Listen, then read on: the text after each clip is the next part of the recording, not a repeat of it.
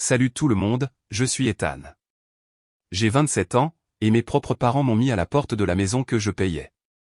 Avant de vous raconter comment j'ai découvert un énorme mensonge qui durait depuis 7 mois et une dette secrète qui menaçait de tous les laisser sans abri, faites-moi une faveur et dites-moi dans les commentaires où vous regardez.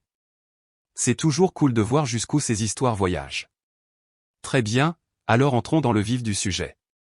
Tout a explosé un dimanche, un de ces dimanches collants de fin août dans le Midwest, où l'air est lourd et l'humeur de chacun est un peu aigre. Je sortais d'un service de 12 heures au restaurant. Je suis manager là-bas, et les week-ends sont horribles. Mes pieds me faisaient mal. Mon dos était un nœud de douleur, et tout ce que je voulais, c'était une douche chaude et 5 minutes de silence absolu.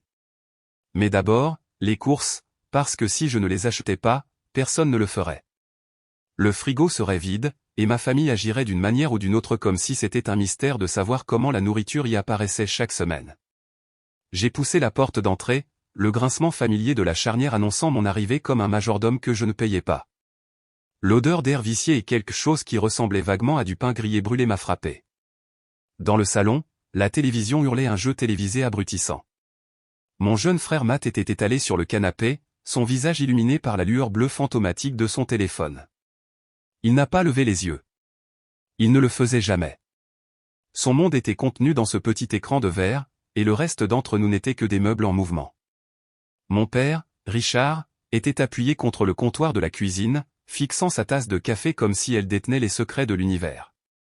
Il était un maître du silence stratégique, de se rendre invisible quand la tension était dans l'air. Et puis il y avait ma mère, Karen.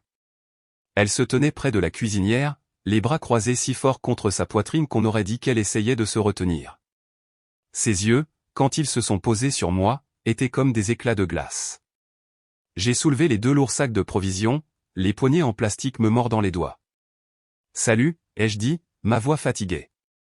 La circulation était un bazar. Elle n'a pas répondu. Elle m'a juste regardé avec ce regard perçant pendant que je la dépassais et posais les sacs sur le comptoir. Le bruit sourd qu'ils ont fait a semblé résonner dans le calme tendu. J'ai commencé à déballer, un rituel robotique que je pouvais faire dans mon sommeil, lait, œufs, pain, la crème de vanille française chère que papa aimait, le granola biologique sans gluten que Matt insistait pour dire que c'était le seul qu'il pouvait manger. C'était une routine hebdomadaire, mon argent, mon temps, mes efforts. C'est tout ce que tu as à dire pour ta défense, a-t-elle claqué. Sa voix était tranchante, conçue pour couper. Elle a tranché droit à travers le bruit joyeux du jeu télévisé. Je me suis arrêté, un carton de jus d'orange à la main. Je me suis tourné vers elle, réellement perplexe. « De quoi tu parles ? N'ose pas faire l'idiot avec moi, Ethan, a-t-elle dit, faisant un pas menaçant en avant. Tu entres ici en sentant la cuisine grasse, en déposant quelques sacs de nourriture comme si tu étais une sorte de saint faisant l'aumône aux pauvres. Tu penses que ça compense ? Compense quoi ? Mon esprit était un flou frénétique, cherchant mon crime. Avais-je oublié quelque chose ? Un anniversaire ? Une facture ? Non, je gérais toutes les factures. C'était tout l'intérêt. Ton attitude, a-t-elle hurlé, sa voix montant dans un registre qui me faisait mal aux dents, le manque de respect, la façon dont tu nous regardes de haut. Tu penses être tellement mieux que nous, n'est-ce pas ? Avec ta petite promotion de manager et tes économies amassées. Je me suis contenté de la regarder, abasourdi. Cela sortait de nulle part. Matt a finalement levé les yeux de son téléphone, un sourire lent et cruel se répandant sur son visage. Il appréciait le spectacle. Mon père a continué son concours de regard avec le comptoir, une statue d'indifférence. Son silence n'était pas une neutralité, c'était un endossement. C'est alors que quelque chose à l'intérieur de moi, quelque chose qui avait été étiré pendant une décennie, quelque chose qui avait été érodé par 1000 petites coupures de manque de respect et de droit, a finalement craqué. Mais ce n'était pas une rupture forte et explosive, c'était une rupture silencieuse et froide. La colère que j'aurais dû ressentir a été remplacée par un vide profond et glaçant. J'en avais juste marre. Je l'ai regardé droit dans les yeux, ma voix basse et stable, dépourvue de l'épuisement que je ressentais quelques instants auparavant. Qu'est-ce que j'ai mal fait, ai-je demandé, chaque mot délibéré. À part payer pour cette maison ? La question est restée en suspens, lourde et tranchante comme un éclat de verre. Le visage de ma mère est passé du rouge au blanc tacheté. Le sourire de Matt a disparu, remplacé par un éclair de choc. Pour la première fois de la soirée, mon père a tressailli. « Sors » a-t-elle crié, sa voix se brisant de fureur. Elle a pointé un doigt tremblant vers la porte. « Tu es ingrat. Tu es un poison dans cette maison. Sors et ne reviens jamais. » Je n'ai pas argumenté. Je n'ai pas crié en retour. Quel était l'intérêt? Je me suis calmement dirigé vers la petite table près de la porte où nous gardions le courrier et les clés de la voiture. J'ai enlevé la clé de la maison de mon porte-clés, le métal froid contre ma peau, et je l'ai posé sur le bois poli. Puis j'ai sorti mon portefeuille, j'ai pris la carte de crédit secondaire liée à mon compte, celle qu'ils utilisaient pour les urgences comme les nouveaux jeux vidéo pour Matt ou les rendez-vous au salon de beauté pour elle, et je l'ai posée juste à côté de la clé. Je me suis retourné, je leur ai jeté un dernier long regard, la mère furieuse, le père silencieux, le frère souriant, et je suis sorti par la porte. Le bruit de son claquement derrière moi n'était pas une fin, c'était le premier son de ma nouvelle vie. À l'époque, je pensais que c'était le pire que ça puisse être. Je n'avais aucune idée que ce n'était que le début. J'ai conduit pendant ce qui m'a semblé des heures, sans destination en tête, juste un besoin désespéré de mettre des kilomètres entre moi et cette maison. Le soleil saignait à l'horizon, peignant le ciel dans de brillantes nuances d'orange et de violet. Mais le monde à l'extérieur de mon pare-brise était un flou gris et sans relief. Mes jointures étaient blanches comme des os sur le volant, ma mâchoire si serrée que mes dents me faisaient mal. J'ai finalement vu une enseigne au néon clignotante au bord de l'autoroute, un phare solitaire dans l'obscurité croissante. Motel, indiquait-elle, le panneau vacancier clignotant irrégulièrement. Il allait falloir faire avec. La chambre sentait la fumée de cigarettes rances, l'eau de javel industrielle et une profonde tristesse sous-jacente. La moquette était une tapisserie de taches mystérieuses, et la seule lampe projetait une faible lueur jaunâtre. Alors que je m'allongeais sur le lit bosselé, le couvre-lit bon marché me grattant la peau, je n'étais pas seulement fatigué, je me sentais vidé. Et dans cet espace vide, les souvenirs ont commencé à défiler, une bobine de film implacable des 10 dernières années.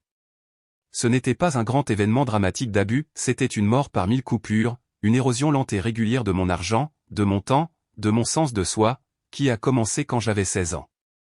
Mon père a été licencié de l'usine, un endroit où il avait travaillé pendant 20 ans. Son orgueil en a pris un coup dont il ne s'est jamais remis. Le travail à temps partiel de ma mère en tant que réceptionniste n'allait jamais suffire à couvrir l'hypothèque et les factures d'une famille de 4 personnes. Alors, je suis devenu la solution. J'ai trouvé un emploi comme plongeur dans un restaurant local, Franck Place. Franck Martinez, le propriétaire, était un type dur et pragmatique qui valorisait le travail acharné par-dessus tout. Je passais d'une journée complète au lycée directement au restaurant, debout pendant des heures dans un nuage de vapeur, mes mains plongées dans de l'eau graisseuse jusqu'à ce qu'elle soit rouge et à vif. Je rentrais chez moi vers minuit, sentant le désinfectant et les oignons frits, et je me forçais à étudier pendant encore 2 heures. Je devais maintenir mes notes. Je savais, avec une certitude qui me brûlait les entrailles, qu'une bourse était ma seule issue, ma seule chance d'une vie qui m'appartienne. Je n'oublierai jamais mon premier chèque de paie.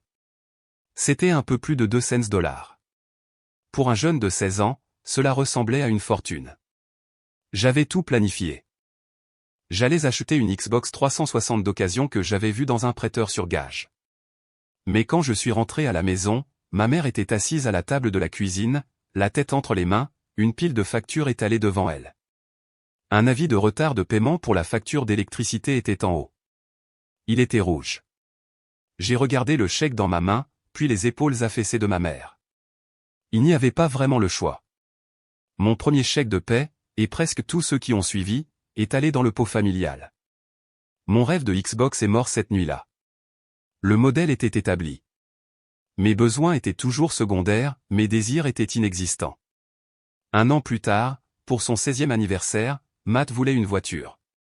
Ils ne pouvaient pas se le permettre, bien sûr, mais ils ont trouvé un moyen.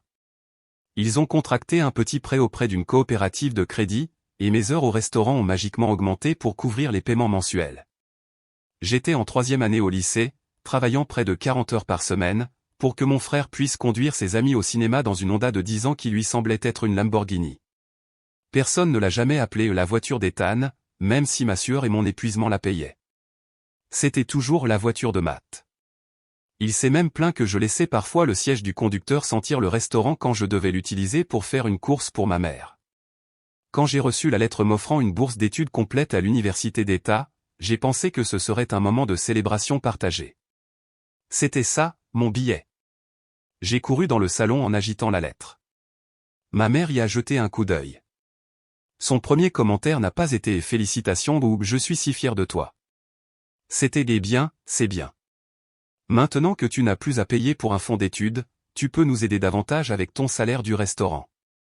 Mon père s'est contenté de grogner derrière son journal. Ils ne sont même pas venus à ma remise de diplôme du lycée, disant qu'ils ne pouvaient pas se libérer du travail. Je les ai vus au centre commercial le lendemain, en train de flâner dans un grand magasin. L'université était mon évasion, mais pas vraiment. J'ai vécu à la maison pour économiser de l'argent qui a fini par leur être reversé de toute façon. J'étais dans ma chambre en train de bachoter pour un examen de calcul, et il y avait un coup à la porte. Ethan, le chauffe-eau est cassé. Le réparateur nous a proposé $800. Je venais d'obtenir une petite promotion au restaurant, une promotion au poste de cuisinier. Mon chèque de prime, celui que j'allais utiliser pour enfin acheter un ordinateur portable fiable pour mes cours, est allé directement au plombier. Matt, pendant ce temps, était dans sa chambre en train de célébrer bruyamment une victoire dans un jeu vidéo en ligne. L'injustice de tout cela était un goût amer constant dans ma bouche. Il a essayé l'université communautaire 2 fois. Il a abandonné les 2 fois, accumulant une dette de prêt étudiant qu'il n'avait pas l'intention de rembourser lui-même. La première fois, c'était parce que les cours étaient ennuyeux. La deuxième fois, il a juste arrêté d'y aller parce que l'heure de début à 8 heures du matin était inhumaine. Ils ont utilisé l'argent que je leur avais donné pour les impôts fonciers pour couvrir ses frais de scolarité initiaux. Je ne l'ai découvert que lorsqu'un avis de retard de paiement est arrivé par la poste. Quand je les ai confrontés, mon père a juste marmonné quelque chose à propos de donner aux garçons une chance de se trouver. Ma mère m'a accusé d'être jaloux de l'esprit créatif de mon frère. Frank, mon patron, a tout vu. Il n'a jamais pleuré, mais il a vu l'épuisement dans mes yeux, il m'a vu prendre tous les services supplémentaires proposés. C'est lui qui m'a encouragé à changer ma spécialisation en gestion d'entreprise. « Tu es intelligent, gamin », m'avait-il dit un soir, en me tapotant l'épaule pendant que je nettoyais le comptoir. Tu as une bonne tête pour les chiffres et tu sais comment gérer les gens. Tu es plus intelligent que ce boui-boui. Ne laisse personne te retenir. Il m'a donné le poste de manager le lendemain de ma remise de diplôme. Il est venu à ma remise de diplôme. Il s'est assis dans les gradins et a applaudi plus fort que quiconque. Il a été plus un père pour moi que mon propre père ne l'a jamais été. Allongé là dans cette chambre de motel déprimante, l'odeur nauséabonde des cigarettes rances remplissant mes poumons, je n'étais pas seulement en colère, j'étais en deuil. En deuil pour l'adolescent qui n'a jamais eu l'occasion d'être un enfant, pour l'étudiant qui n'a jamais eu une vraie expérience universitaire, pour le fils qui n'a jamais été considéré comme un fils. J'étais un atout, une source de revenus, un guichet automatique qui se trouvait partager leur nom de famille. Et alors que je finissais par m'endormir d'un sommeil agité, une pensée a résonné dans mon esprit, froide et claire, ils n'ont pas mis leur fils à la porte. Ils ont cassé leur tirelire parce qu'elle ne leur donnait pas assez vite. Le premier mois de ma soi-disant liberté a été l'un des plus difficiles de ma vie. Il s'avère qu'être le seul pilier financier d'une famille de 4 personnes, même une famille dysfonctionnelle, crée de très mauvaises habitudes. Pour eux, c'était une habitude de dépendance. Pour moi, c'était une habitude de n'avoir absolument pas d'argent à moi. Toute ma vie d'adulte avait été un cycle frénétique de gagner et de donner. Maintenant, pour la première fois, je devais gagner et garder. Cela me semblait contre nature, presque criminel. Après quelques nuits au motel, je savais que je ne pouvais pas le supporter. J'ai trouvé une chambre à louer dans une maison partagée de l'autre côté de la ville. C'était une minuscule chambre mansardée avec un plafond incliné sur lequel je n'arrêtais pas de me cogner la tête et une seule fenêtre qui donnait sur l'arrière-cour désordonnée d'un voisin. Je devais partager une salle de bain avec 2 autres types, des inconnus qui laissaient des serviettes mouillées sur le sol et ne remplaçaient jamais le papier toilette. C'était un cran en dessous de la chambre confortable que j'avais dans la maison de mes parents, mais c'était la mienne. Elle coûtait 5 cents par mois, toutes charges comprises. C'était tout ce que je pouvais me permettre après des années où mon salaire disparaissait dans le trou noir des besoins toujours croissants de ma famille. La solitude était une présence physique. C'était un poids lourd dans ma poitrine, un compagnon constant. Elle était assise à côté de moi dans ma Civic 2008 délabrée sur le trajet du travail. Elle était allongée à côté de moi dans le lit jumeau étroit la nuit. J'étais tellement habitué au bruit de fond constant de ma famille, la télévision toujours allumée, les plaintes incessantes de ma mère, la musique forte de Matt vibrant à travers le sol, que le silence profond de ma petite chambre était assourdissant. Cela me laissait trop de temps pour penser, pour douter. Je me suis jeté à corps perdu dans le travail, prenant tous les services supplémentaires que je pouvais. Franck n'a posé aucune question. Il m'a juste vu là tôt et prêt à travailler, et il a approuvé les heures supplémentaires. L'argent s'accumulait sur mon compte bancaire pour la première fois de ma vie, mais j'avais trop peur de le dépenser. Le spectre d'une future urgence, une voiture en panne, une facture médicale, me hantait, alors j'ai vécu comme un étudiant fauché. Je mangeais des ramen instantanés bon marché, ceux qui coûtent $0,25 le paquet, et des sandwichs au beurre de cacahuète. J'étais un directeur de restaurant de 27 ans, mais je vivais au bord de la pauvreté par pure terreur. Environ 2 semaines plus tard, j'ai touché le fond. Je rentrais du service de fermeture vers 1h du matin. Il pleuvait fort, les essuie-glaces ayant du mal à suivre. Soudain, ma voiture a pétarade, tout ça est tombé en panne au milieu de la route.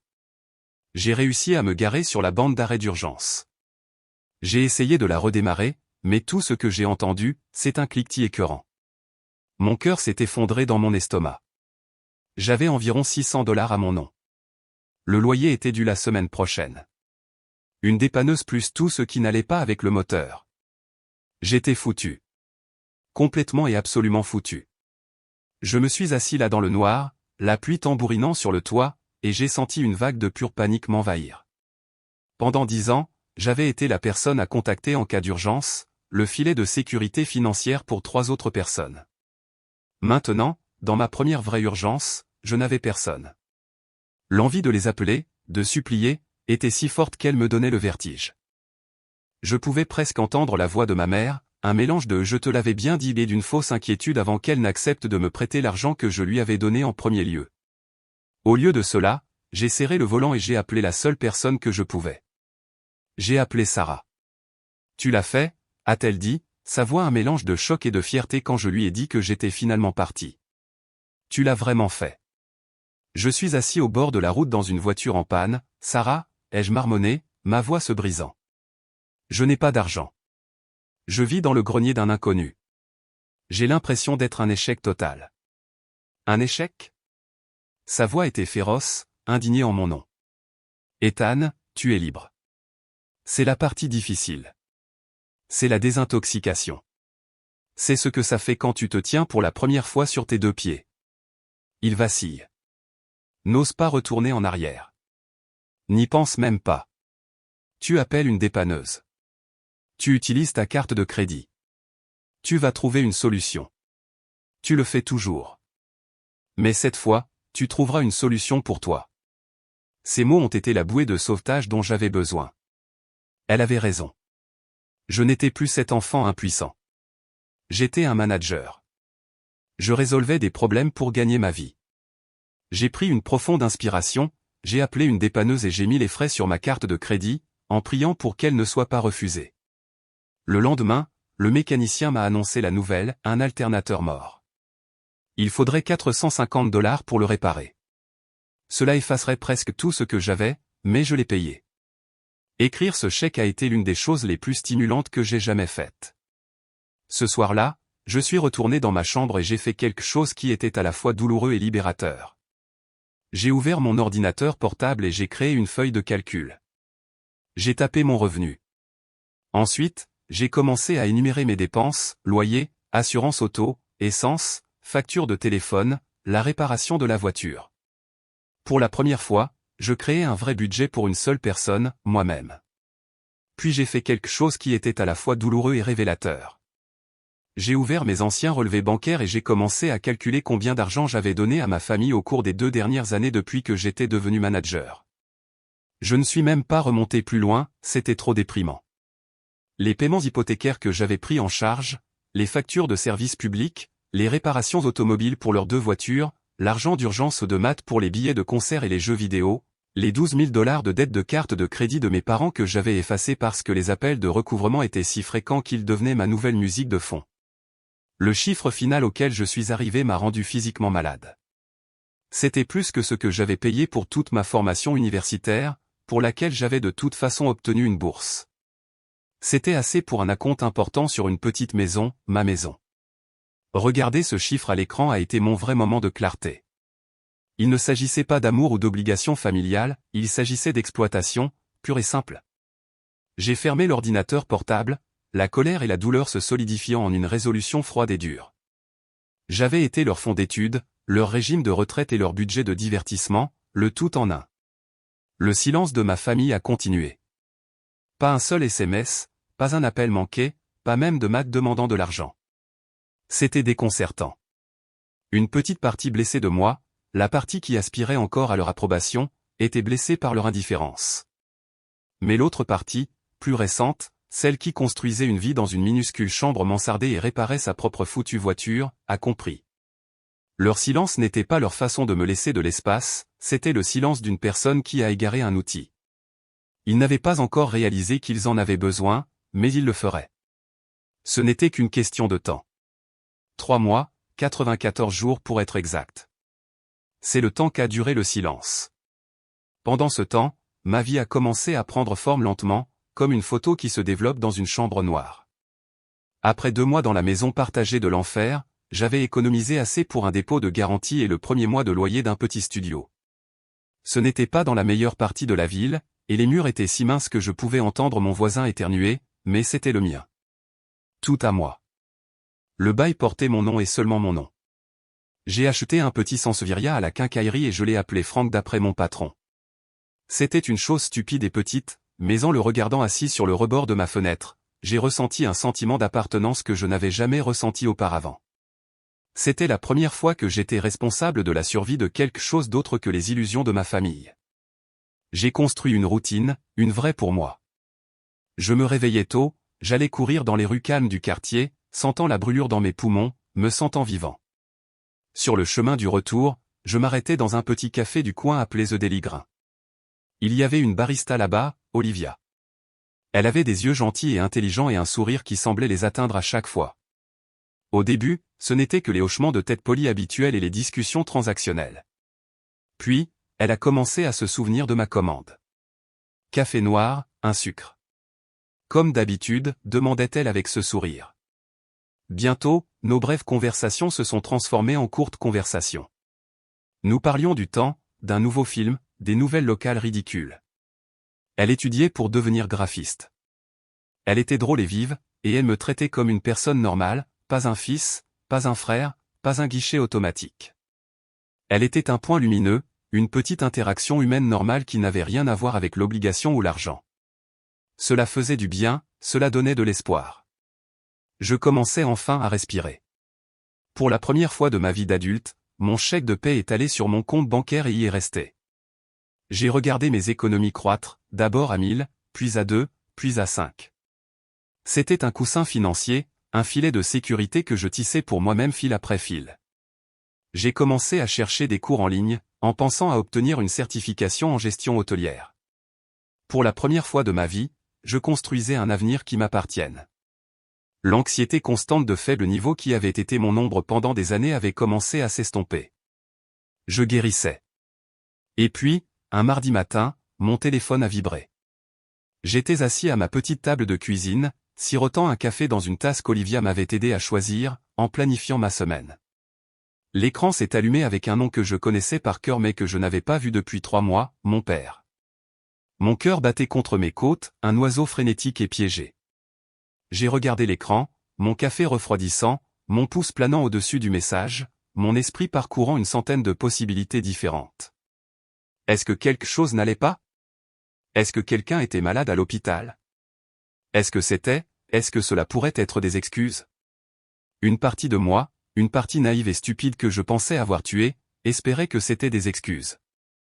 J'ai finalement pris une inspiration et je l'ai ouvert. 4 mots. Pas de salutation, pas de préambule, pas de « comment vas-tu » ou « tu nous manques ». Pourquoi n'as-tu pas envoyé l'hypothèque?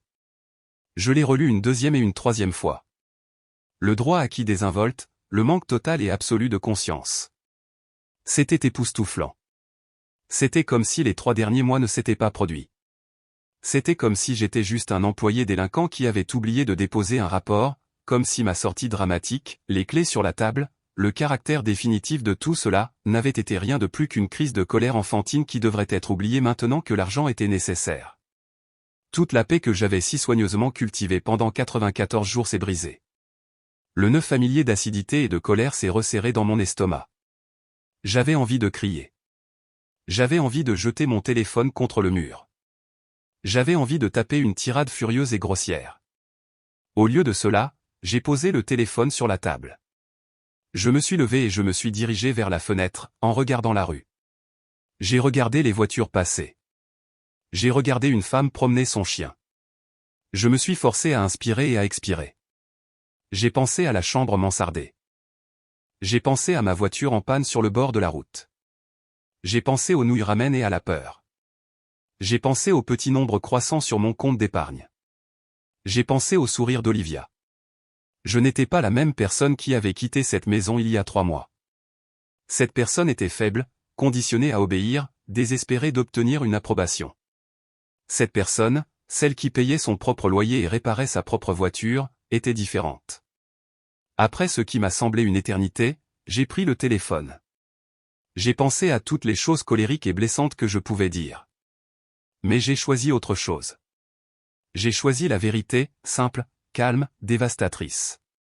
Je pensais que je n'étais plus le bienvenu. J'ai cliqué sur envoyer et mon téléphone a explosé. C'était un assaut numérique, une attaque coordonnée. D'abord, ma mère. Les textos arrivaient à un rythme effréné dans des bulles bleues, chacune plus hystérique que la précédente. Qu'est-ce qui ne va pas chez toi? La banque a appelé. La banque, Ethan, tu comprends? Comment as-tu pu nous faire ça après tout ce qu'on a fait pour toi? Nous t'avons donné un toit. Tu essaies de nous mettre à la rue. C'est ce que tu veux? Voir tes propres parents à la rue? Tu es un monstre. Ensuite, Matt s'est mêlé à la conversation, avec la voix de la raison narquoise. Waouh. Alors, c'est ça ton petit plan de vengeance. Tu vas vraiment les laisser perdre la maison juste pour prouver quelque chose? C'est pathétique, même pour toi. Papa est un débris. Maman pleure sans arrêt. J'espère que tu es content de toi. Mon père a envoyé un dernier texto, la supplique d'un homme qui refusait d'assumer ses responsabilités. Tu sais, nous n'avons pas l'argent, fils. S'il te plaît, juste cette fois. Je me suis assis là, sur ma chaise bon marché d'un magasin d'occasion, dans mon petit appartement qui était tout à moi, et j'ai regardé les messages affluer. Un calme étrange et glacial m'a envahi au milieu de tous leurs textos frénétiques, colériques et suppliants. Il n'y avait pas une seule question sur ma vie. Pas un seul « comment vas-tu » ? Pas un seul « est-ce que tu vas bien » ? Pas un seul mot qui reconnaissait mon existence autrement que comme une source de financement. Tout tournait autour de l'argent. Cela avait toujours tourné autour de l'argent. Cette fois, je ne me suis pas senti blessé. Je ne me suis pas senti coupable. Je me suis senti puissant. Ils avaient montré tout leur jeu. Ils avaient confirmé tous les doutes, toutes les peurs, toutes les pensées cyniques que j'avais jamais eues sur ma place dans leur vie. Leur fils ne leur manquait pas. C'était son portefeuille qui leur manquait. Et dans ce moment de froide clarté, j'ai réalisé autre chose. Leur niveau de panique était trop élevé. C'était plus qu'un simple retard de paiement hypothécaire, ou même 3. Quelque chose n'allait pas, vraiment pas. Et pour la première fois de ma vie, je n'allais pas être celui qui allait arranger les choses. J'allais être celui qui allait découvrir ce qui était vraiment cassé. Le lendemain matin, je me suis mis en arrêt maladie. J'ai dit à Franck que j'avais une urgence familiale, ce qui n'était techniquement pas un mensonge. Ma famille, je commençais à le réaliser, était une urgence au ralenti qui durait toute une vie. J'ai passé la matinée à faire les 100 pas dans mon petit appartement. Les textos colériques et suppliants de la veille étaient gravés dans ma mémoire. Mon esprit travaillait comme une machine, analysant leurs mots, leurs tons. Leur panique était la clé. C'était une panique sauvage et désespérée. Les gens ne deviennent pas aussi hystériques pour 3 défauts de paiement, surtout quand ils avaient 3 mois pour se préparer ou au moins me contacter. C'était la panique de gens dont les mensonges étaient sur le point de les rattraper de manière massive et publique. Mon premier réflexe a été d'appeler la société de crédit hypothécaire. Mais je me suis arrêté. Ce serait jouer à leur jeu, me remettre dans le rôle de celui qui répare. J'avais besoin d'informations, mais je devais les obtenir à mes propres conditions. J'avais besoin de voir ce qu'ils voyaient. J'ai allumé mon vieux portable, celui que je n'utilisais plus beaucoup depuis que j'avais mon nouvel appartement. J'avais toujours les identifiants pour le compte bancaire principal de la maison en marque-page. C'était un compte joint entre ma mère et mon père, celui que j'utilisais pour virer l'argent de l'hypothèque tous les mois comme une horloge. J'avais arrêté les virements automatiques le jour où je suis parti, mais il ne m'était jamais venu à l'esprit de vérifier s'ils avaient supprimé mon accès en ligne. Pourquoi l'auraient-ils fait? Ils l'ont probablement oublié ou ne savaient pas comment faire. Pour eux, j'étais parti. Mon argent était parti. Les anciens outils n'étaient plus pertinents. Mon cœur battait la chamade contre mes côtes tandis que je tapais le mot de passe. L'écran s'est chargé.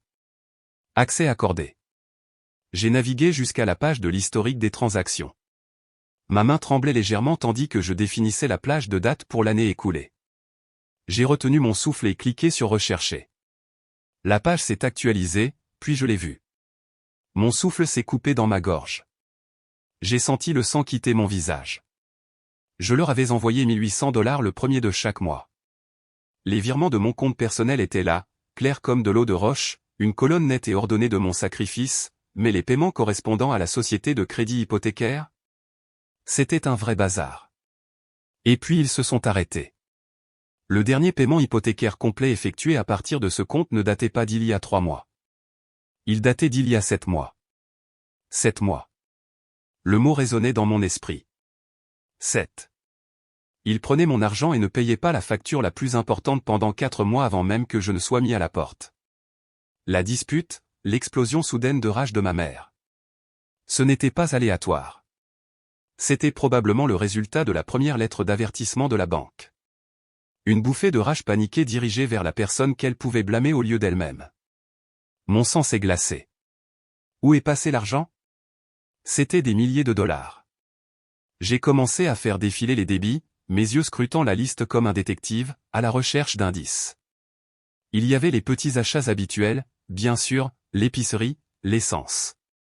Mais ensuite, les articles les plus importants ont commencé à se démarquer, comme des drapeaux rouges sur un champ blanc, une dépense de $500 dans un magasin d'électronique haut de gamme, une dépense de $1200 sur un site web de voyage pour un forfait vacances en Floride, de multiples retraits d'argent liquide de centaines de dollars à la fois, tous à un distributeur automatique près du casino local, une série de paiements à un concessionnaire automobile de luxe, non pas pour une voiture, mais pour des services d'esthétique haut de gamme sur la berline vieillissante de mon père. Tout était là, un registre détaillé et accablant de leur tromperie. J'ai ressenti une vague de nausée si intense que j'ai dû repousser ma chaise de la table. Toutes ces heures supplémentaires, toutes ces nuits où j'ai mangé des nouilles ramen pour pouvoir économiser un peu plus.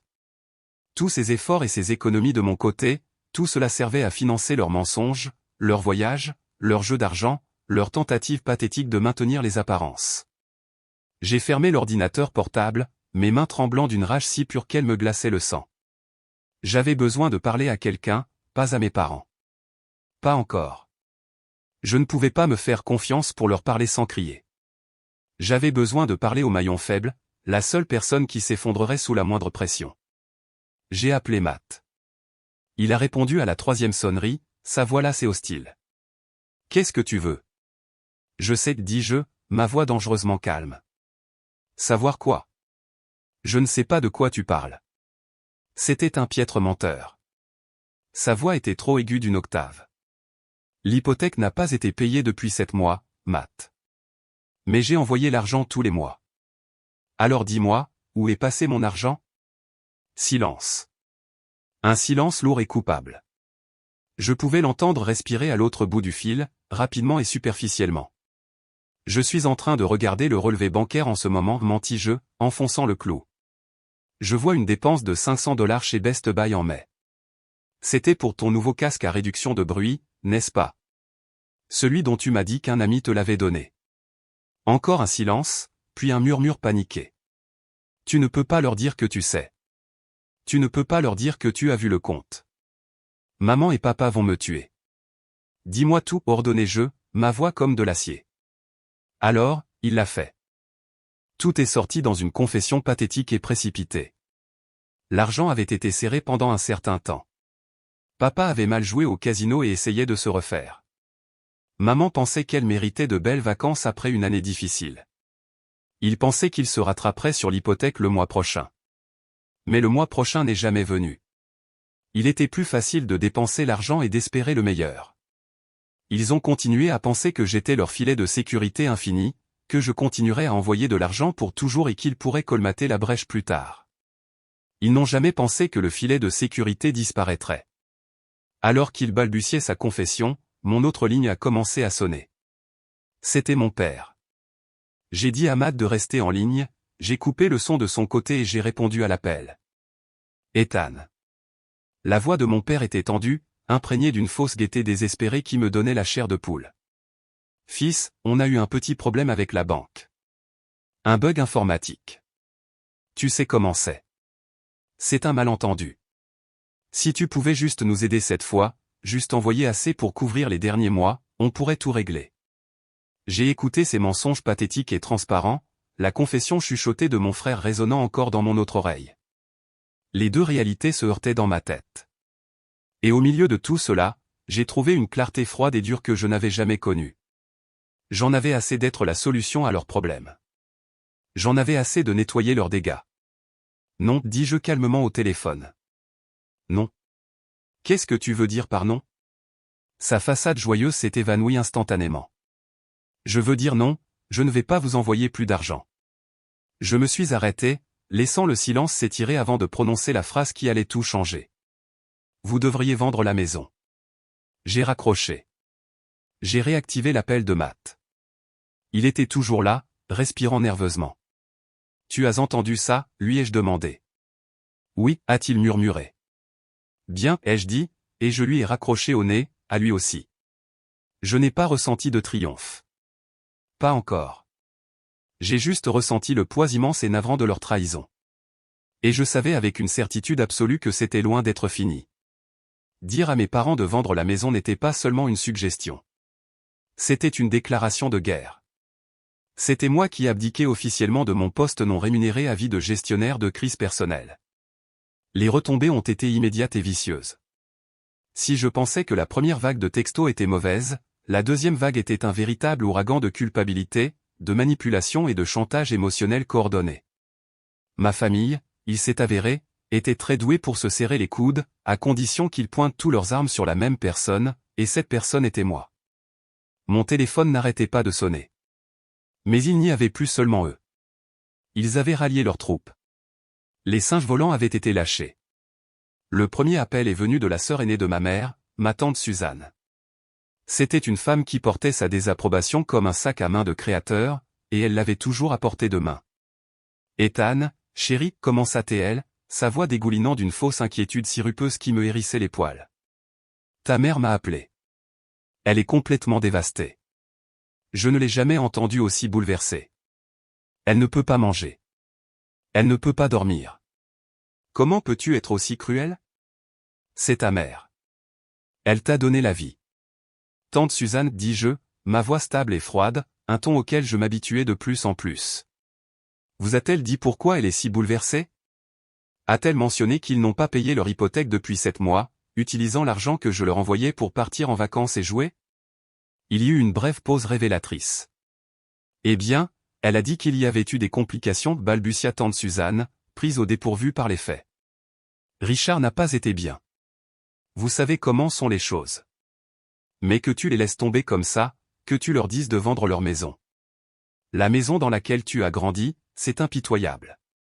C'est leur maison, pas la mienne, répondis-je, les mots ayant un goût de liberté. Et ce sont eux qui ont été impitoyables quand ils m'ont volé pendant des mois. Cette conversation est terminée. J'ai mis fin à l'appel avant qu'elle ne puisse se lancer dans une autre conférence bien répétée sur les liens sacrés de la famille. Ensuite, j'ai reçu un texto de ma grand-mère, la mère de mon père. C'était un chef-d'œuvre de passivité-agressivité, affûté par 80 ans de pratique. J'ai élevé mon fils pour qu'il soit un homme bon et il t'a élevé pour que tu sois un bon fils. Je ne sais pas ce qui t'est arrivé, mais une famille est censée rester soudée dans les bons et les mauvais moments. La santé de ton père n'est pas bonne.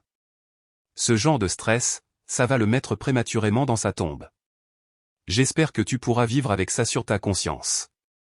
Pendant un instant, cela a touché une corde sensible. J'aimais ma grand-mère, mais je savais aussi qu'elle n'avait jamais entendu que la version de mon père. Pour elle, il était toujours son garçon parfait, incapable de faire le mal, et j'étais le petit-fils ingrat qui faisait une crise de colère. J'ai réalisé avec une pointe de tristesse qu'ils utilisaient son amour pour son fils comme une arme contre moi. Les messages et les appels ont continué pendant des jours. Des cousins auxquels je n'avais pas parlé depuis des années me contactaient soudainement sur Facebook, me disant que j'étais en train de détruire la famille.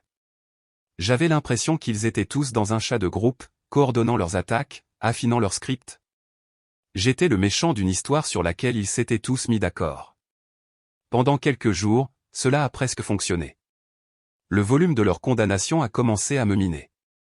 J'ai commencé à douter de moi-même. Étais-je trop dur? Étais-je le monstre qu'ils dépeignaient tous?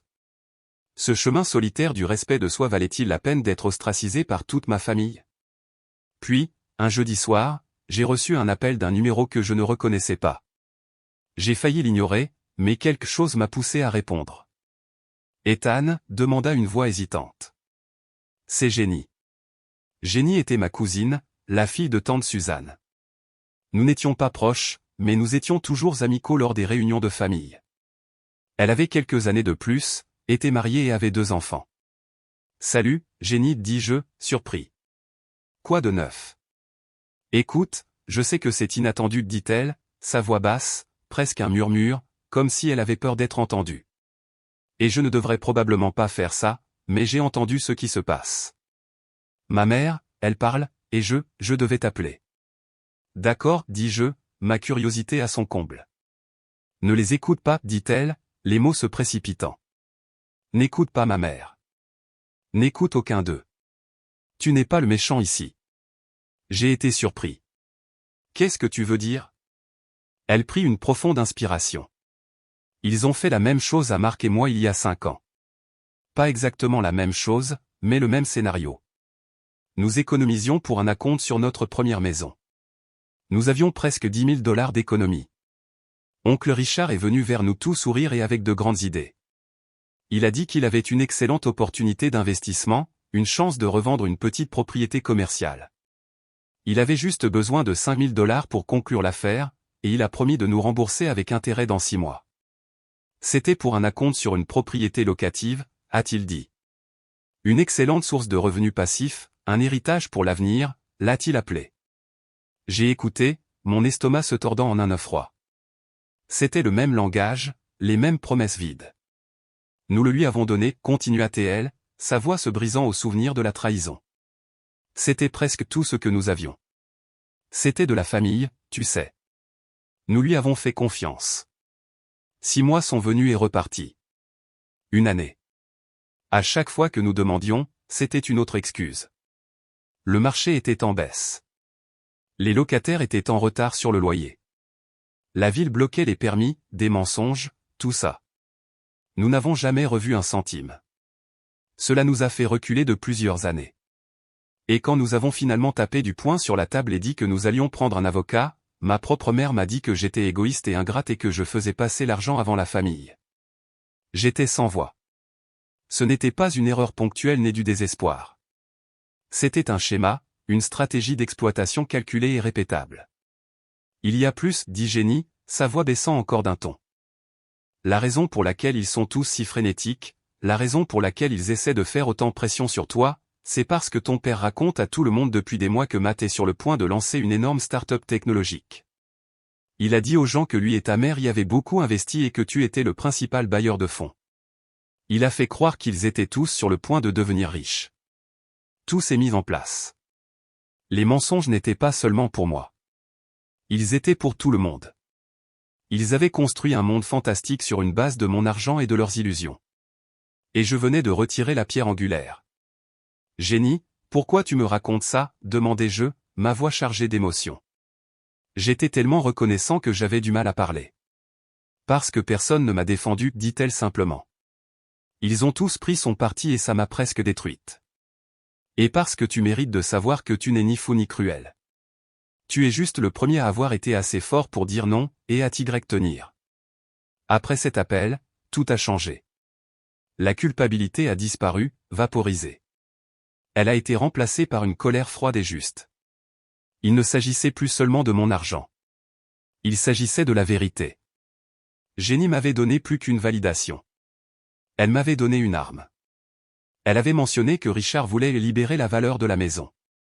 Cela ressemblait à quelque chose qu'il avait entendu dans une pub télévisée tard dans la nuit. C'était un indice. Ma détermination s'est durcie comme un diamant. Je n'allais plus être leur victime. J'allais découvrir jusqu'où ce trou de lapin de la tromperie allait vraiment. Et j'allais traîner leurs mensonges à la lumière du jour pour que tout le monde les voie. Les mots de Jenny, libérer la valeur de la maison, continuaient de résonner dans mon cerveau. C'était un terme de jargon financier, le genre de choses que quelqu'un comme mon père, qui obtenait ses conseils en matière d'investissement dans des pubs télévisées tard dans la nuit et auprès de ses copains de poker, répéterait pour avoir l'air intelligent. C'était la clé. J'ai passé toute une soirée dans mon petit appartement, les lumières de la ville scintillant à l'extérieur de ma fenêtre, penché sur mon ordinateur portable comme un détective sur une affaire.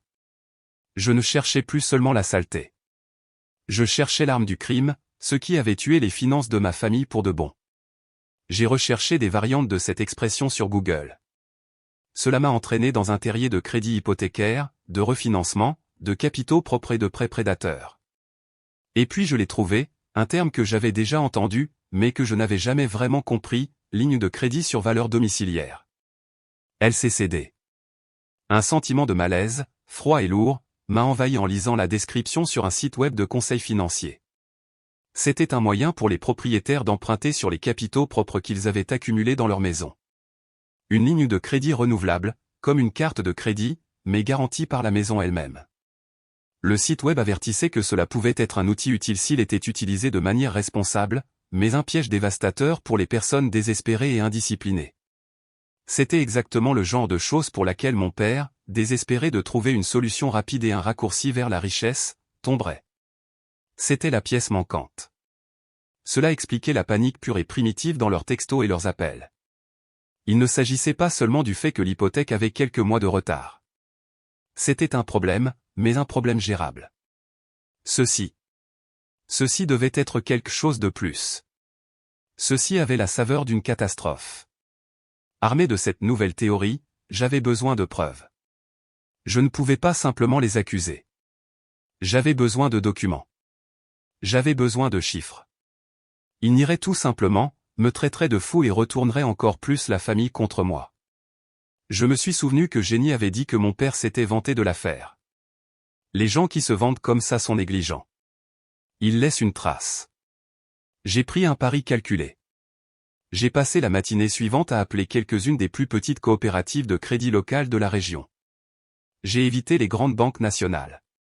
Ma théorie était qu'une institution plus petite et plus affamée pourrait offrir des produits de prêt plus agressifs et plus risqués pour attirer les clients. Au troisième essai, j'ai décroché le jackpot. J'ai utilisé un simple prétexte, un mensonge qui était inconfortablement facile à dire. Bonjour, je m'appelle Ethan Harris, dis-je, forçant ma voix à paraître serviable et professionnelle, le beau-fils. J'appelle au nom de mon père, Richard Harris. Il m'a demandé de faire le suivi de certains documents pour son compte. Il est un peu désordonné avec ses dossiers, ai-je ajouté avec un léger rire. La femme à l'autre bout du fil était amicale et serviable. Bien sûr. Laissez-moi juste consulter son compte pour vous. Harris, Richard. Oui, je le vois ici. Parlez-vous de sa ligne de crédit sur valeur domiciliaire? Bingo. Mon cœur battait si fort contre mes côtes que je pensais qu'elle pourrait l'entendre à travers le téléphone.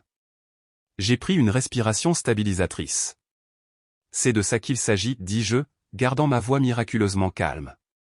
Il voulait juste confirmer le solde actuel et les détails du taux d'intérêt. Il a mentionné que la période d'introduction se terminait bientôt. Voyons voir. Oui, c'est exact, dit-elle, le bruit de ses frappes au clavier résonnant en arrière-plan. Il semble que le taux d'introduction de 2,9% sur 12 mois expire à la fin de ce mois. Il s'ajustera ensuite au taux préférentiel variable, qui est actuellement. Oh là là, il sera de 9,5%. Elle siffla doucement. C'est un sacré bond. C'est sûr, dis-je, la bouche soudainement sèche. Et quel est le solde actuel de cette ligne? Le solde actuel est, waouh. Il a retiré la limite complète de $100 000. $100 000. Le nombre m'a frappé comme un coup physique. J'ai dû m'accrocher au bord de mon comptoir de cuisine pour rester debout. Ma vue s'est brouillée pendant une seconde. 100 000 dollars. Tout ça. Ils avaient drainé chaque dernier centime de capitaux propres de la maison que mon grand-père avait construite, la maison dans laquelle j'avais versé mon propre argent pendant des années, et le paiement était sur le point de monter en flèche au point qu'il ne pourrait jamais, espérer le couvrir. Ils n'étaient pas seulement en retard sur leur hypothèque principale. Ils étaient sur le point d'être frappés par un deuxième paiement massif qu'ils n'avaient absolument aucun moyen de couvrir. Ils n'étaient pas seulement menacés de saisie. Ils étaient au bord d'un abîme financier. Ce n'était plus un cas de mauvaise gestion. C'était un secret catastrophique, un divorce de la réalité, et la facture arrivait enfin à échéance. J'ai réussi d'une manière ou d'une autre à remercier la femme pour son aide et à raccrocher. Je me suis assis à ma table, l'esprit engourdi. C'était l'ultime trahison. Mon père avait hypothéqué notre maison familiale, la seule chose de valeur qu'ils avaient, la seule chose stable dans nos vies, et l'avait parié derrière mon dos. Il avait volé mon passé et mon avenir en même temps. Je savais ce que je devais faire. Il n'y aurait plus d'appels téléphoniques, plus de textos. Cela nécessitait une exécution en face à face. J'ai envoyé un seul texto à ma mère, à mon père et à Matt. Un message de groupe, on doit parler, tous ensemble. Demain, 10 heures. Au café The Daily Grain. Soyez là. Le lendemain matin, je suis arrivé le premier. J'ai choisi une table dans le coin, un terrain neutre, un endroit qui était le mien, pas le leur. Je voulais qu'il soit sur mon territoire. Olivia travaillait au comptoir. Elle a vu l'expression sur mon visage et est venue. « Tout va bien, Ethan ?» demanda-t-elle, sa voix douce d'inquiétude. « Juste des histoires de famille » dis-je, parvenant à esquisser un sourire faible. « J'espère que ce sera bientôt fini. » Elle me serra l'épaule avant de retourner au comptoir. Un petit geste de soutien qui signifiait le monde pour moi. Ils sont arrivés ensemble, un front uni d'indignation, prêts pour la bataille. Ma mère s'est assise sans me regarder, son sac à main serré sur ses genoux comme un bouclier. Mon père s'agitait, incapable de croiser mon regard, regardant partout sauf moi. Matt s'est affalé sur sa chaise, les bras croisés, irradiant un ennui hostile. « Très bien, nous voilà » dit ma mère d'un ton sec, brisant le silence. « De quoi s'agit-il, Ethan ? Vas-tu enfin reprendre tes esprits et aider ta famille ? As-tu pensé à ce que tu fais à la santé de ton père ? » Je ne dis pas un mot. J'attrape ma mallette et en sors un épais dossier manille. Je le pose sur la table avec un bruit sourd et définitif qui semble faire taire tout le café. J'aimerais revoir certaines choses, dis-je, ma voix calme, claire et froide. J'ouvre le dossier. Premièrement, dis-je, en faisant glisser une copie imprimée de leur relevé bancaire sur la table, voici le relevé de votre compte montrant 7 mois consécutifs de paiements hypothécaires manqués malgré mes virements mensuels de 1800 $. Vous verrez mon argent arriver et le paiement hypothécaire ne pas sortir. Mon père pâlit, son visage devenant grisâtre. Ma mère fixa le papier comme s'il l'avait personnellement offensé. Les banques font des erreurs tout le temps, renifla-t-elle. C'est vrai, approuvai-je. Mais elles n'ont pas fait cette erreur. Je posai ensuite une pile de leurs relevés de cartes de crédit à côté, ceux auxquels j'avais accès en tant qu'utilisateur autorisé, une erreur qu'ils avaient oublié de corriger. Et voici où est allée une partie de cet argent. Un voyage à Atlantic City, plusieurs centaines au steakhouse du casino, un nouveau téléviseur de 70 pouces, de nouveaux clubs de golf pour toi, papa, une journée spa à 200 $ pour toi, maman. Mon père tressaillit comme si je l'avais frappé. Les yeux de ma mère s'écarquillèrent de fureur que j'ai osé suivre ses dépenses. Matt regarda les papiers, puis ses parents, avec une lueur de véritable confusion dans ses yeux. Ils savaient qu'ils utilisaient l'argent, mais ils n'avaient probablement aucune idée de l'ampleur de leur indulgence effrontée. Mais ceci, dis-je, ma voix baissant, mes yeux se fixant sur mon père, c'est l'événement principal. Je sors le dernier document. C'était une copie du résumé de l'accord LCCD que j'avais convaincu la coopérative de crédit de m'envoyer par courriel sous mon prétexte. Je le fais glisser au centre de la table. Une ligne de crédit de 100 000 $, dis-je, laissant les mots planer dans l'air, lourd et empoisonné. Ouverte il y a 18 mois, secrètement le montant total a été retiré, dépensé sur qui sait quoi. Et le taux d'intérêt de lancement est sur le point de quadrupler à la fin du mois. Il ne s'agit pas seulement d'être en retard sur l'hypothèque, n'est-ce pas ? Vous êtes sur le point de faire défaut sur 2 prêts. La maison est perdue, et vous le saviez tous. Le silence qui suivit fut absolu. C'était un vide, aspirant tout l'air de la pièce. Le visage de ma mère, qui avait été tendu de colère vertueuse, s'effondra. La couleur s'est effacée de ses joues, laissant derrière elle un masque de choc pur et sans mélange. Elle se tourna vers mon père, sa bouche s'ouvrant et se fermant sans qu'aucun son ne sorte. C'est alors que j'ai réalisé la vérité. Elle n'avait pas été au courant, pas de toute l'étendue des dégâts. Il n'avait même pas dit à sa propre femme à quel point il avait échoué. Mon père s'affala sur sa chaise, son visage s'effondrant finalement dans ses mains. Un sanglot sourd et guttural, le son d'un homme complètement et totalement brisé, s'échappa de ses lèvres. Et ma mère. Elle regarda juste le papier, puis son mari qui sanglotait, les yeux écarquillés par l'horreur de la vérité impardonnable. La fantaisie était terminée. Le jeu était terminé. Je n'avais pas seulement présenté des preuves. J'avais fait exploser leur monde entier avec une seule feuille de papier. Les conséquences immédiates de la révélation furent un chaos au ralenti. Les sanglots silencieux et pathétiques de mon père furent le seul son dans notre coin du café pendant une minute complète. Ma mère le regarda juste, son expression passant du choc stupéfait à une fureur glaciale et terrifiante. Ce n'était pas la colère de façade qu'elle avait dirigée contre moi. C'était la colère profonde et empoisonnée d'une femme qui venait de réaliser que son partenaire avait non seulement ruiné leur vie, mais l'avait aussi fait passer pour une imbécile. Tu m'as dit que c'était un investissement, murmura-t-elle, sa voix tremblant d'une rage bien plus effrayante que ses cris habituels. Tu m'as dit que c'était une valeur sûre. Tu me l'as juré, Richard. Tu m'as regardé dans les yeux et tu as menti. Il ne répondit pas, gardant juste son visage enfoui dans ses mains, ses épaules tremblant. Matt avait l'air d'avoir été débranché de la matrice. Il regarda son père, puis le relevé LCCD, puis de nouveau son père. L'histoire de la start-up technologique dont il avait été abreuvé, les promesses d'être un jeune PDG avec son père comme principal investisseur, tout cela n'était que fumée. Il n'y avait pas d'entreprise. Il n'y avait pas d'investissement. Il y avait juste un trou béant de $100 000 de dette. Tout son sens de soi, construit sur les éloges et les promesses de ses parents, venait d'être révélé comme une pure fiction. J'avais planifié ce moment. Il me restait une carte à jouer. Je n'avais pas invité Jessica, la petite amie de Matt, à cette réunion. Cela me semblait trop cruel, trop public. Mais je savais que la vérité finirait bien par éclater. Alors que Matt était en train de traiter sa nouvelle réalité, son téléphone vibra. C'était un texto de Jessica. Il le lut, son visage se figeant. Elle sait, murmura-t-il, me regardant avec une horreur naissante. Comment le sait-elle? J'imagine que la vérité finit par se répandre quand les mensonges sont aussi gros, dis-je, bien que je soupçonnais que cousine Jenny ait pu glisser un mot discret à la mère de Jessica. Les petites villes parlent. Matt avait l'air d'être sur le point de vomir. Il se retourna contre moi, son visage tordu d'une rage née d'une pure humiliation. Il ne s'agissait plus de l'argent. Il s'agissait de son image, de sa fierté. Toi, grogna-t-il, pointant un doigt vers moi, tu as fait ça.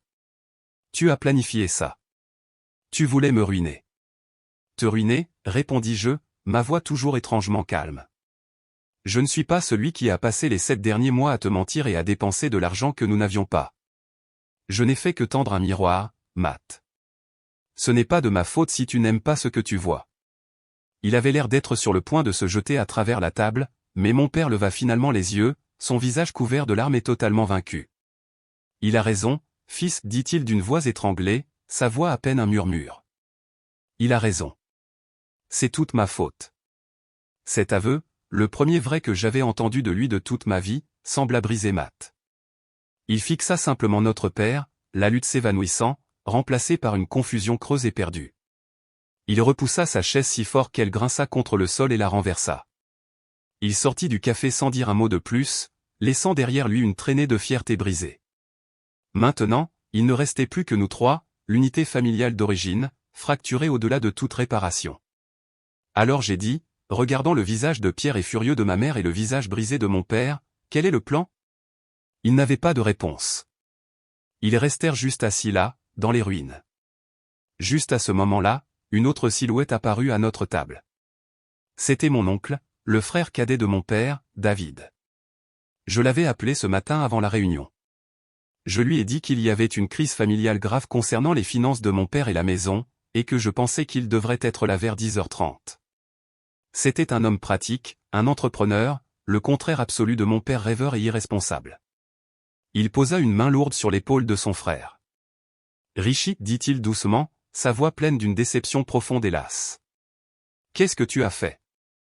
Il regarda les papiers sur la table, son visage sombre. Il n'était pas là comme un sauveur. Il était là comme un témoin de l'épave. Il me regarda ensuite, ses yeux remplis non pas de jugement, mais d'une triste compréhension. Tu as fait ce que tu devais faire, gamin, murmura-t-il si bas que moi seul pouvais l'entendre. Ce fut un petit moment de validation qui signifia plus qu'il ne le saurait jamais.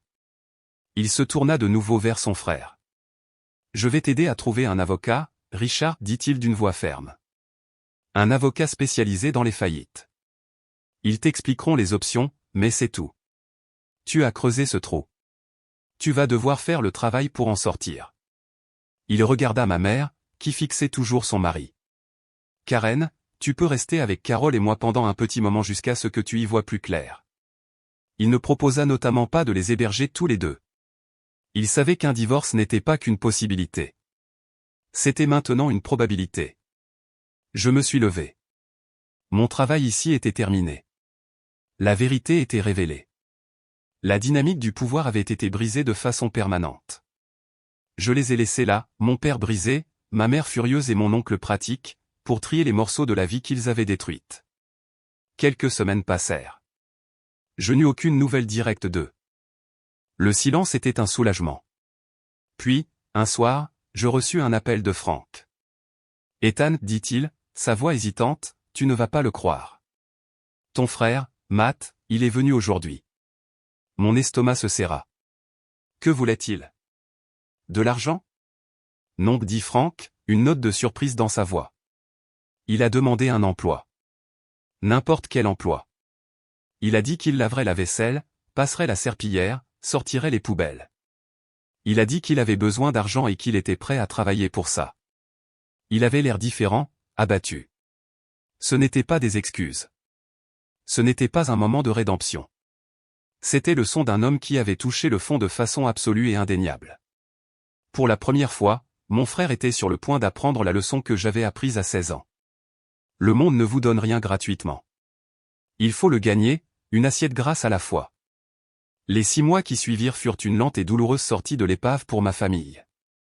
Pour moi, ce fut une période de croissance prudente et tranquille. La maison, comme prévu, fut la première victime. Avec 2 prêts en défaut de paiement, la banque agit rapidement et impitoyablement. Il n'y eut pas de pancarte à vendre sur la pelouse, pas de visite libre polie. Elle fut mise directement en saisie et vendue aux enchères du comté pour une fraction de ce qu'elle valait autrefois. La petite somme d'argent restante après que la banque et la coopérative de crédit eurent pris leur part fut complètement dévorée par les honoraires de l'avocat spécialisé dans les faillites que l'oncle David leur avait trouvées. Ils repartirent avec rien d'autre que les vêtements qu'ils portaient et les dettes que la faillite ne pouvait pas effacer. Le mariage de mes parents, qui, je l'ai réalisé, n'était qu'une coquille vide depuis des années, ne survécut pas à l'implosion financière.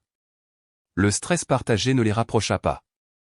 Il ne fit que souligner les profondes fissures de tromperie et de ressentiment qui étaient là depuis le début. Ma mère, fidèle à la prédiction de l'oncle David, demanda le divorce. La procédure fut amère et laide, pleine d'accusations et de reproches. Elle resta avec l'oncle David et sa femme pendant quelques mois. Une expérience humiliante pour une femme qui se targuait de son indépendance. Finalement, elle trouva un petit appartement d'une chambre dans un complexe délabré du mauvais côté de la ville. Le genre d'endroit avec de la peinture écaillée, des résidents permanents qui s'asseyaient sur leur balcon à toute heure et l'odeur constante de choux bouillis dans les couloirs. Elle dut retourner travailler à temps plein, prenant un emploi de caissière dans une épicerie. L'ironie amère ne m'échappa pas. Après des années à me rabaisser pour avoir acheté l'épicerie familiale, c'était maintenant elle qui la scannait pour gagner sa vie, ses journées dictées par le bip du scanner de caisse. Mon père s'en sortit moins bien. Sa santé, que ma grand-mère avait toujours utilisée comme un outil pour me culpabiliser, déclina réellement. Le stress et la honte semblèrent le vieillir d'une décennie du jour au lendemain. Il finit par louer une seule chambre dans une pension de famille, le même genre d'endroit qu'il avait autrefois qualifié avec mépris de taudis. Il obtint un emploi à temps partiel comme homme à tout faire pour le complexe d'appartements où il vivait, réparant les robinets qui fuyaient et rapiéçant les cloisons sèches pour des personnes qui avaient plus que lui. Je l'ai vu une fois de ma voiture alors que je traversais ce quartier de la ville. Il avait du mal à porter une boîte à outils, ses épaules affaissées, son visage un masque de résignation lasse. Il ressemblait à un fantôme hantant les ruines de sa propre vie. Et Matt? Frank, fidèle à sa parole, lui avait donné un emploi. Il commença au bas de l'échelle, comme moi toutes ces années auparavant. Il était le plongeur. Je l'ai vu quelques fois quand je venais pendant mon jour de congé pour voir comment ça se passait. Il était calme, ses yeux toujours baissés, évitant mon regard. L'arrogance arrogante, le sentiment de droit qui avait été sa caractéristique déterminante, avait complètement disparu. Il avait été remplacé par la lassitude de quelqu'un qui passe 10 heures par jour les mains dans l'eau chaude et grasse. Frank me dit qu'il était un bon travailleur. Il n'était jamais en retard. Il ne se plaignait jamais. Il faisait juste son travail. Il vivait dans une petite chambre qu'il louait à un collègue, partageant une maison avec 3 autres gars de l'équipe de cuisine. Il payait son propre loyer, achetait sa propre nourriture. Il avait 25 ans et apprenait enfin, douloureusement, ce que signifie être un adulte. Pendant ce temps, ma propre vie évoluait dans la direction opposée.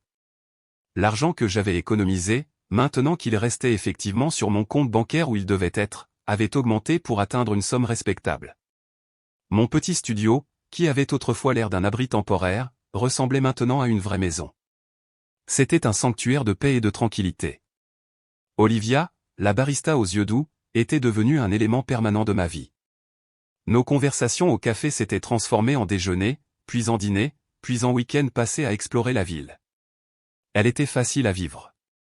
Elle était drôle et intelligente. Et elle écoutait. Quand je lui ai finalement raconté toute l'histoire triée de ma famille, morceau par morceau, elle n'a pas eu pitié de moi. Elle était juste en colère en mon nom. Tant mieux pour toi de t'en être sorti, avait-elle dit, me serrant la main à travers la table dans un petit restaurant italien. Tu mérites une vie à toi. Tu l'as gagnée. Avec ces encouragements, je me suis inscrit au cours de gestion avancée dont je rêvais. Je travaillais également en étroite collaboration avec Frank sur un plan d'affaires.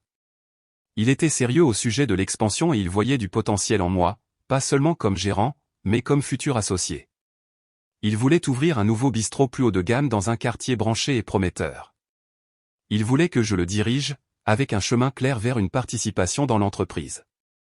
C'était un avenir que je n'aurais jamais pu imaginer un an auparavant. Un avenir construit sur le mérite, pas sur la culpabilité et l'obligation. Je construisais une vie à partir de zéro, une vie basée sur mon propre travail et mes propres choix. Mais de temps en temps, je passais devant mon ancien quartier.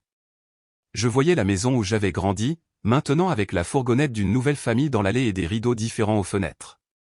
Et je ressentais un pincement de quelque chose.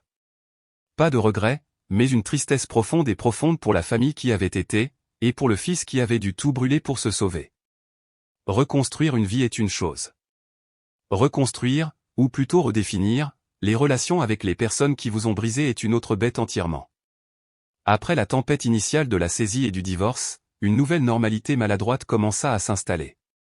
La communication était rare et prudente, comme marcher sur un lac gelé, testant la glace à chaque pas. Ma mère fut la première à me contacter. Elle m'appela environ 2 mois après la finalisation du divorce. J'ai failli ne pas répondre, mais j'étais de bonne humeur ce jour-là, et la curiosité prit le dessus. Sa voix au téléphone était différente. Le ton vif et exigeant avait disparu, poncé par l'humilité et les épreuves. Il avait été remplacé par un ton plat et fatigué. Elle me demanda si je pouvais l'aider à déplacer une lourde bibliothèque. C'était une excuse transparente pour me voir, un test pour voir si la porte était toujours ouverte, même une fissure. J'acceptais, contre mon meilleur jugement. Je suis allé à son petit appartement triste. Il était propre mais spartiate, meublé avec des rejets bon marché de parents. C'était à des kilomètres de la maison de banlieue confortable et surchargée qu'elle avait perdue.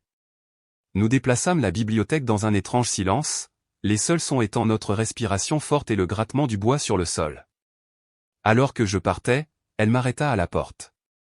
L'épicerie fait une promotion sur ce café torréfié noir que tu aimes, dit-elle, les yeux fixés sur la poignée de porte. Je pourrais t'en prendre. C'était une offre de paix maladroite et pathétique, une tentative de revenir dans le rôle de maman à travers le seul langage que nous comprenions tous les deux, les provisions. C'est bon, maman, dis-je doucement mais fermement. Je m'en occupe, mais merci de me l'avoir proposé. Je n'acceptais pas, mais j'accusais réception du geste. C'était la nouvelle limite. Je pouvais être courtois, mais je ne pouvais pas dépendre d'elle ou la laisser dépendre de moi de quelque façon que ce soit. Voir mon père fut plus difficile. L'oncle David, dans une tentative bien intentionnée mais mal avisée de réconciliation, organisa cela, une rencontre forcée dans un restaurant. Mon père avait l'air vieux. Il avait perdu encore plus de poids, et ses mains tremblaient légèrement lorsqu'il prit sa tasse de café. Il essaya de s'excuser. Ce fut un mélange incohérent d'excuses et d'apitoiement sur soi. Il blâma l'économie, la malchance, sa santé, les petits caractères sur les documents de prêt. Il ne dit jamais simplement « Je suis désolé de t'avoir trahi et de t'avoir volé ». J'écoutais patiemment, le laissant se vider de ses justifications. Quand il eut fini, je le regardais, non plus avec colère, mais avec une triste clarté. « Je t'entends, papa, dis-je. Mais ce que tu as fait était un choix. Tu as fait une série de choix qui ont blessé beaucoup de gens, surtout moi. Tu as brisé ma confiance. Il va falloir beaucoup de temps avant même que je pense à la reconstruire. » Je posai un billet de $10 sur la table pour payer son café et le laisser assis là. Je n'allais plus être sa béquille émotionnelle ou son confesseur. Il devait faire face à ses propres actions dans le silence que je laissais derrière moi. La relation la plus compliquée de loin était avec Matt. Travailler dans le même restaurant signifiait que nous étions sur la même orbite, mais nous étions comme deux planètes maintenues séparées par une force puissante et invisible. Nous ne nous sommes pas parlé pendant des mois. Je le voyais dans la cuisine quand je faisais mes visites, la tête baissée, frottant les casseroles avec une détermination sombre. Franck me dit qu'il était son plongeur le plus fiable. Il n'était jamais en retard et il ne se plaignait jamais. Il travaillait juste. Un soir, je fermais la caisse tard et il passait la serpillière sur le plancher de la salle à manger, le dernier présent à part moi. Le restaurant était calme, sentant l'eau de Javel et le vieux café. Et, dit-il si doucement que j'ai failli ne pas l'entendre. Je levai les yeux, surpris. Et, le nouveau cuisinier de frites est un idiot complet, dit-il, s'appuyant sur sa serpillière. Un fantôme de sourire toucha ses lèvres. Il a presque mis le feu à la cuisine aujourd'hui avec un déversement de graisse. Je gloussai. Un rire réel et involontaire. Oui, j'ai vu ça sur la caméra de sécurité. Franck a presque eu une crise cardiaque. Ouais, dit-il en secouant la tête.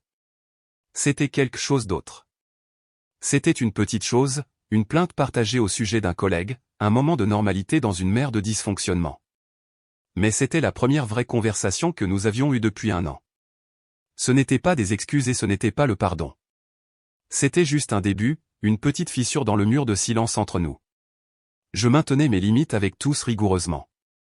Je dînais avec ma mère 1 fois par mois dans un restaurant neutre, et j'insistais toujours pour que nous payions séparément. Je répondais au téléphone quand mon père appelait, ce qui était de moins en moins fréquent, mais je gardais les conversations courtes et superficielles. Je commençais à faire un signe de tête à Matt quand je le voyais au travail, et parfois il hochait la tête en retour. Olivia était mon roc à travers tout cela.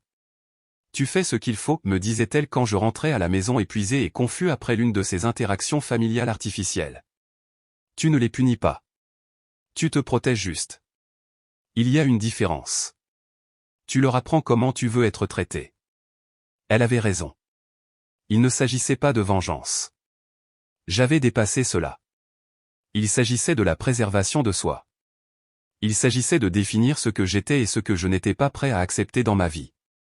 Je construisais une nouvelle base, pas seulement pour ma carrière ou mes finances, mais pour mon âme. Et la première règle pour construire quelque chose de solide est qu'il faut avoir des limites claires et inébranlables. 1 an. Cela faisait un peu plus d'1 an que mon ancienne vie avait été réduite en cendres. J'étais assis dans une cabine dans un restaurant. Mais cette fois, c'était différent. Je n'étais pas un employé fatigué en pause. J'étais un propriétaire potentiel qui faisait des recherches. En face de moi était assis Franck, et entre nous se trouvaient les plans officiels de notre nouveau restaurant, que nous avions décidé d'appeler The Amber. Franck avait trouvé le nom pour les nouvelles choses qui renaissent de leurs cendres, avait-il dit avec un clin d'œil. C'était un peu exagéré, mais cela semblait juste. Ma vie était méconnaissable. J'avais emménagé dans un appartement plus grand et plus lumineux avec Olivia. Notre maison était remplie de rires, de l'odeur de ses pâtisseries et du joyeux chaos de deux personnes construisant une vie ensemble. Ma plante serpent, Franck, était toujours florissante et avait même fait une nouvelle feuille. Je n'étais plus seulement gérant. J'étais sur le point d'être associé. Mes journées étaient remplies de nouveaux défis passionnants, négocier avec des entrepreneurs, interviewer des chefs, déguster des vins. L'avenir n'était plus un vague espoir lointain. C'était une chose tangible que je construisais de mes propres mains, une structure faite de travail acharné et de décisions intelligentes.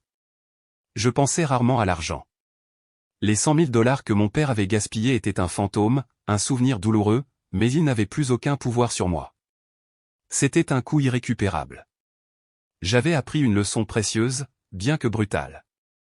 La tranquillité d'esprit que j'avais maintenant valait plus que n'importe quelle somme d'argent. C'était une paix chèrement acquise, payée avec la douleur et la perte. Mais c'était réel, et c'était à moi. Je ne l'échangerais jamais contre le confort creux de mon ancienne vie. Alors que Franck et moi débattions des avantages d'une cuisine ouverte, mon téléphone vibra. C'était un texto d'un numéro qui m'était maintenant familier mais qui me semblait toujours étrange de voir apparaître sur mon écran, Matt. Je l'ouvris, m'attendant à une question sur son horaire de travail ou quelque chose d'aussi banal. Mais le message était différent. Il était court, juste une poignée de mots, mais il portait le poids d'une année de changement. Et, je viens d'obtenir ma récompense d'1 an au travail aujourd'hui. Franck m'a donné une augmentation et me forme sur la ligne. Merci de ne pas m'avoir laissé me noyer. Je fixai le texto. Ce n'étaient pas des excuses fleuries. Ce n'était pas une prière désespérée de pardon. C'était mieux que ça. C'était une reconnaissance, un aveu qu'il se noyait dans son propre droit et son immaturité et que mes actions, aussi dures qu'elles aient été, avaient été le choc pour le système qui l'avait forcé à apprendre à nager. Il assumait ses responsabilités. Il se tenait sur ses 2 pieds, peut-être pour la première fois de sa vie. Il ne me blâmait plus. Il me remerciait. Je tapais une réponse, les mots venant facilement, tu l'as gagné. Je suis fier de toi. Je rangeai mon téléphone et me tournai vers Franck et les plans. Un sourire authentique et libéré illumina mon visage. Je réalisai à ce moment-là que je n'avais pas gagné une guerre contre ma famille. J'y avais simplement survécu. J'avais échappé au feu. Et dans le calme, la paix qui suivit, j'avais trouvé l'espace pour reconstruire, non pas sur les fondations toxiques et émiettées de mon passé, mais sur le sol solide de ma propre estime de soi. J'avais perdu une famille pour me trouver, et ce faisant, j'en avais créé une nouvelle, une famille choisie construite sur le socle solide du respect et de l'amour, et non sur l'obligation et la culpabilité. Et c'était une paix qu'aucune somme d'argent ne pourrait jamais acheter. Merci d'avoir écouté mon histoire. J'espère qu'elle a trouvé un écho en vous d'une manière ou d'une autre. C'est une chose étrange, la famille. Elle peut être notre plus grande source de force ou notre fardeau le plus lourd. Avez-vous déjà été dans une situation où vous avez dû choisir entre votre famille et votre propre bien-être? Je serais intéressé de lire vos propres expériences. Veuillez partager votre histoire dans les commentaires ci-dessous. Et n'oubliez pas d'aimer et de vous abonner pour ne pas manquer la suite.